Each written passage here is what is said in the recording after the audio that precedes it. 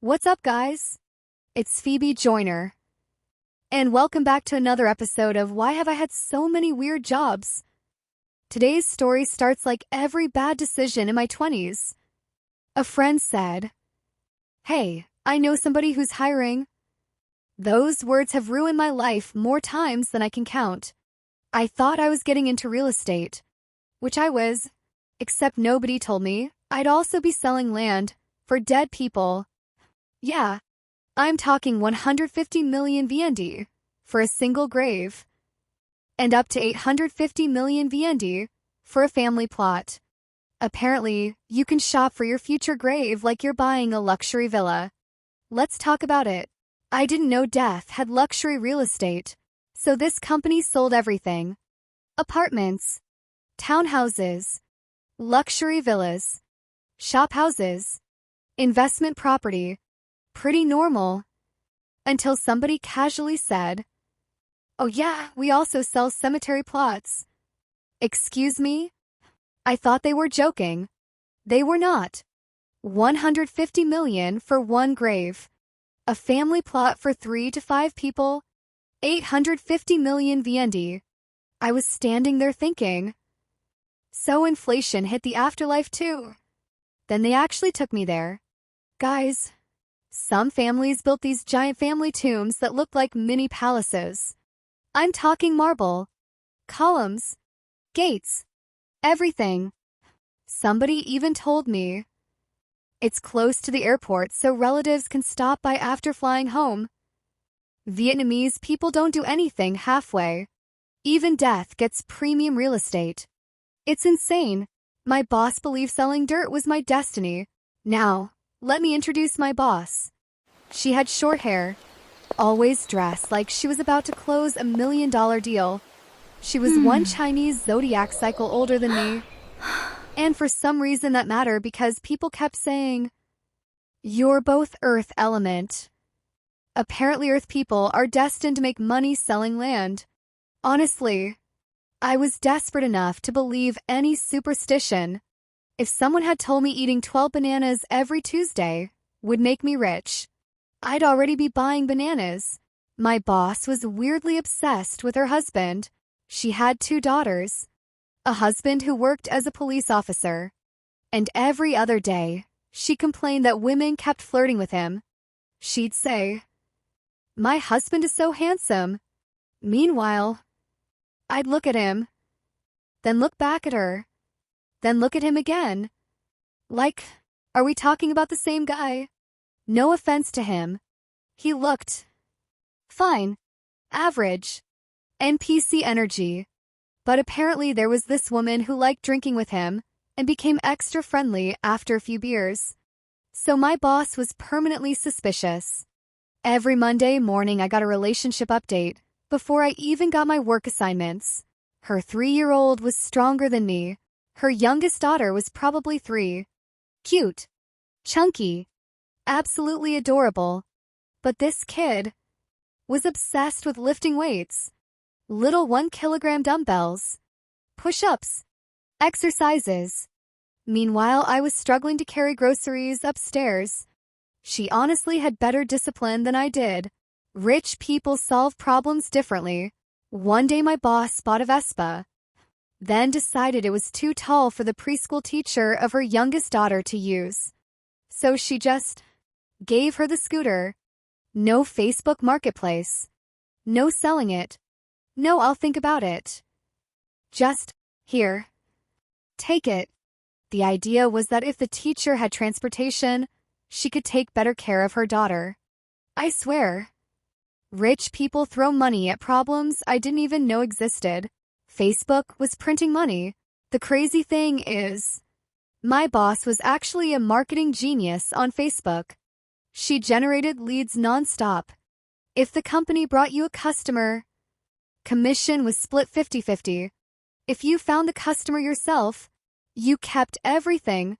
We're talking about 20 million VND for a deal, with apartment prices from 1.7 billion to 2.5 billion VND. The commission was roughly 1%. So obviously, everyone wanted their own leads. My job was basically eating and drinking. Here's something nobody warned me about. This company never stopped drinking. Every day. Phoebe, let's grab beers. After beers. Karaoke. Not normal karaoke either. VIP rooms. Imported fruit. Fancy desserts. Premium everything. When I went karaoke with my broke friends, we'd order one plate of fries and protect it with our lives. Working here, people were throwing cherries around like popcorn. I don't think I paid for food once. My liver probably deserved Employee of the Month. Plot twist. I was also the maid. Remember when I said I worked at a real estate company? Well, the office was inside my boss's house. Guess who had to show up at 7 a.m. to clean the house before work started? Sweep floors. Water plants. Clean the family altar. Wash dishes. Basically, I wasn't just selling billion-dollar properties. I was cleaning breakfast plates first. The official workday started at 8. The unpaid chores started at 7. Corporate innovation, every Sunday, was a road trip. Weekends weren't weekends. Every Sunday, we'd drive hours to different housing projects. 3 hours on a motorbike. Just to stand there hoping somebody would ask about an apartment. Some of those villas were absolutely gorgeous. I'd walk inside thinking, I don't even want to sell this house. I just want whoever owns it to accidentally forget I'm here.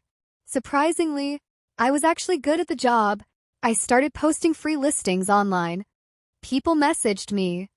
I got inquiries. I scheduled tours. No sales, but lots of interested buyers. Turns out, I wasn't terrible. Then, my customer cheated on me. This is still one of the funniest moments of my life. I was showing customer A an apartment on the 21st floor. Everything went great. We finished the tour. The elevator doors opened. Customer B had just arrived.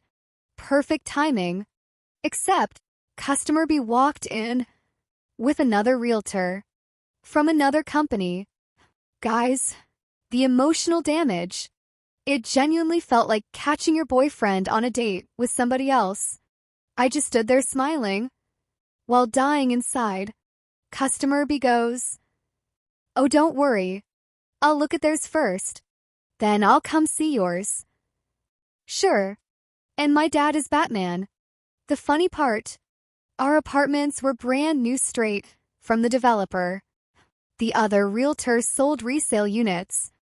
Older, but fully furnished. Honestly, I'd probably look at both too. Still hurt though. I almost peed my pants for a lead. One Sunday, we were working at a project with no bathroom, no coffee shop, nothing. I held my pee for hours. Then I finally met this older man interested in buying a luxury villa. I got his number. He spent 30 minutes telling me how he made money flipping investments. Did I make a sale? No.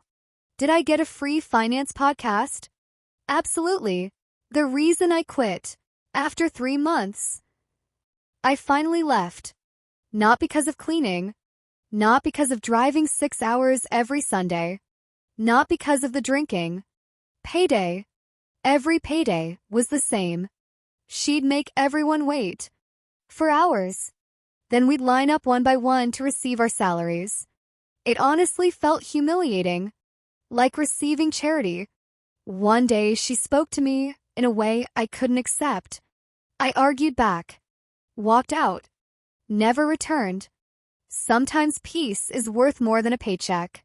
What I took away. Here's the ironic part. I never sold a single property. 0. Not one. But I learned marketing. Lead generation. Sales psychology.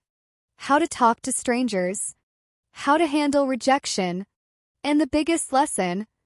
It's surprisingly hard to sell houses you secretly wish you owned.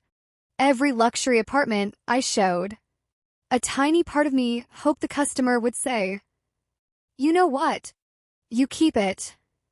Shockingly, that never happened. Alright, guys, that's the end of episode 21. Episode 22 gets even crazier because somehow I stayed in real estate, selling land again, but at a completely different company with an even wilder work environment. So if you enjoyed today's story, hit that like button, subscribe, and turn on notifications so you don't miss the next episode. I'm Phoebe Joyner.